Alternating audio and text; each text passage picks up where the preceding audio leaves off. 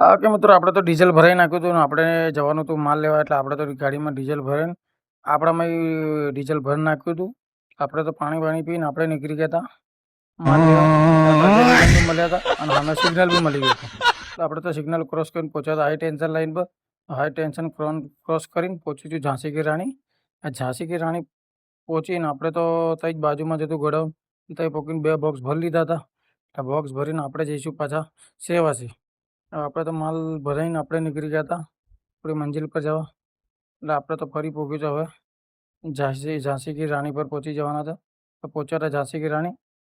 ત્યાંથી નીકળીને આપણે તો પહોંચ્યા તો ફરી ટ્રાફિક લાગવાનો હતો. એટલે આપણે તો હાઈ ટેન્શન પર નીકળીને સીધા પહોંચ્યા હતા ગોત્રી સિગ્નલ પર.